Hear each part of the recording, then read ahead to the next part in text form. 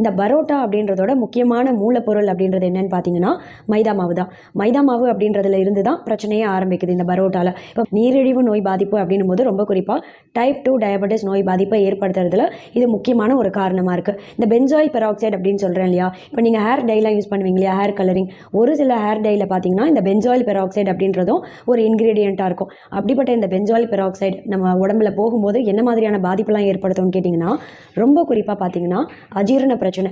ஏன்னா மைதா மாவு அப்படின்றதுல கொஞ்சம் கூட நார் சத்து அப்படின்றதே கிடையாது. பொதுவாக நார் சத்தே இல்லாத ஒரு உணவு நம்ம உடலுக்கு போச்சு அப்படின்னும் போது நம்ம செரிமான மண்டலத்தையே பாதிக்க செய்யும். ஏன்னா குடல் பகுதியோட இயக்கத்தையே அப்படியே கொஞ்சம் கொஞ்சமாக ஸ்லோ டவுன் பண்ணிடும். இதனால் பார்த்தா சீக்கிரமே மலச்சிக்கல் பிரச்சனை ஏற்படும். அது அடிக்கடி குழந்தைகளுக்கு வயிற்று வலி வயிற்றுப்போக்கு ஏற்படுறதோட மட்டும் கிடையாது, தொடர்ச்சியாக பரோட்டா சாப்பிடக்கூடிய குழந்தைகளுக்கு பார்த்தீங்கன்னா பிற்காலத்தில் 2 முக்கியமான நோய் பாதிப்பு ஏற்படக்கூடிய வாய்ப்பு ரொம்பவே அதிகம்.